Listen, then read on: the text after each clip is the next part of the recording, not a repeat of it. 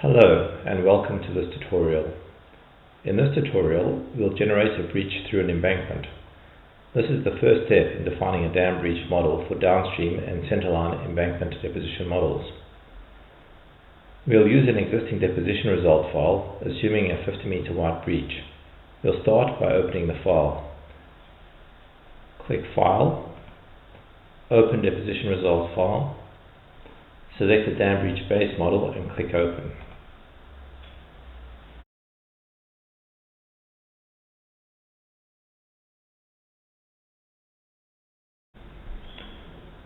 We'll zoom in on the main embankment where we'll define the breach.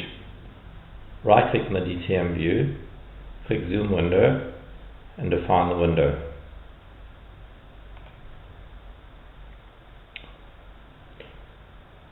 To define the breach, we need a model of the pre-deposition embankment. To do this, we'll load the base topography prior to deposition. Click the Deposition tab and select Raise 0 from the Raise list box. We'll use a string to define the breach alignment through the main embankment.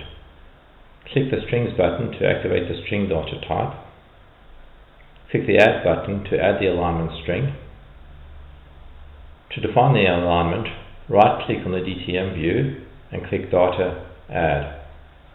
Click on the DTM view to define the alignment.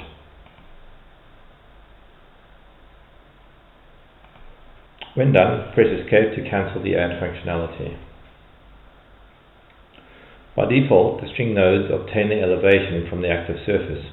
However, in this tutorial, we will assume a breach base elevation of 1,630 meters, which requires that we adjust the string elevations. To set the string elevations, right-click on the data grid and click Set Node Elevations. Define a constant elevation of 1,630 meters and click OK. We'll add an offset string at 50 meters to define the second alignment string. Click the String tab and click the String Offset button. Enter a distance of 50 meters. Click close to the string. Ensure that you've got string 3, the string that we've just added, and click OK. Click on a side to define the offset string. When done, press Escape. Having defined the breach alignment, we'll now generate the nodes that define the breach geometry, adding them to a new surface. This entails interpolating nodes along each of the alignment strings and using the alignment strings to generate embankment intersection points. To interpolate nodes along the first alignment, click the Interpolate Node button. Click close to the string to select it.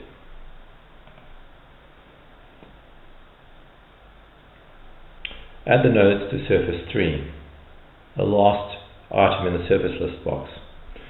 Selecting the last item in the box adds a new surface.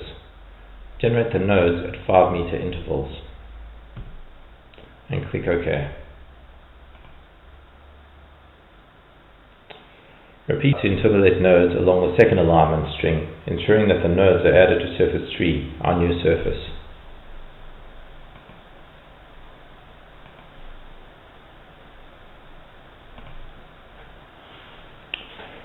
We'll now generate the embankment intersections. Click the toe point button. Click close to the first alignment string to select it. Click on the DTM view to select the toe point side. As you've selected the first string, click to the left of the string.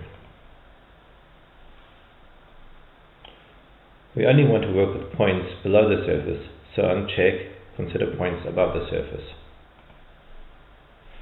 Ensure that the surface intersection is set to surface 1 and that you'll be adding the nodes to surface 3.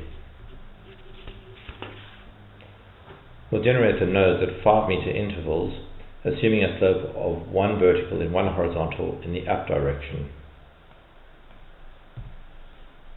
Click OK. Repeat the process for the second alignment string, this time selecting a toe point side to the right of the string.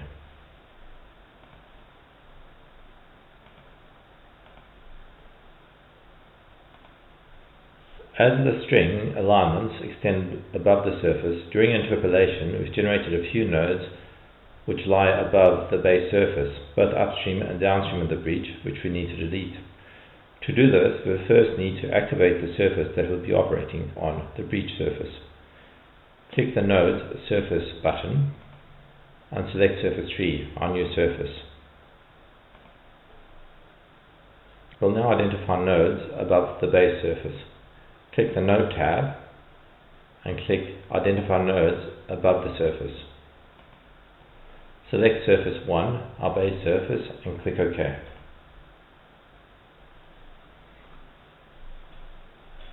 Once identified, click the Delete Identified Nodes button to delete the nodes.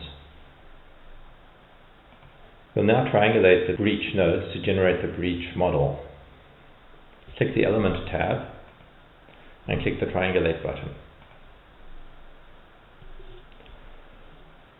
We've now completed the generation of the breach and we need to merge it into the base surface.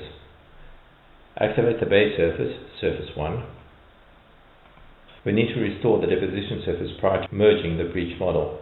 Click the Deposition tab and select the raised surface that will be used for the dam breach from the Raise List box. We could select any raise, but I'm going to select the last raise, raise 151. To copy the breach model, we need to identify the nodes in the base surface within the breach area. Click the Node tab and click the Identify Nodes in Area button. Define an area around the breach. You don't need to be too precise.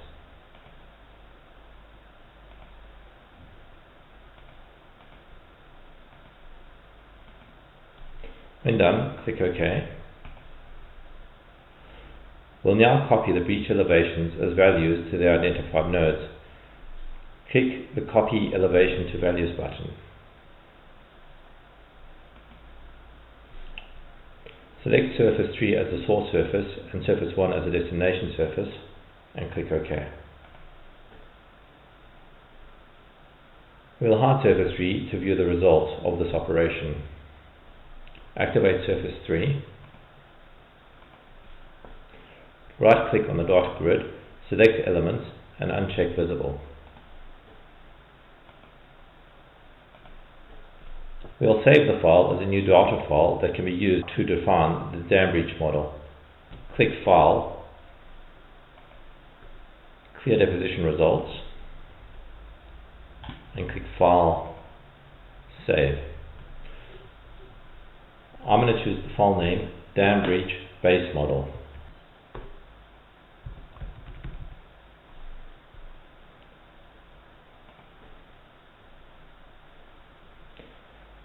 In our next tutorial, we'll use the model that we've just generated to define and run a dam breach model. This concludes the tutorial on defining a breach and copying it to the dam breach surface. Thank you for taking the time to watch this tutorial.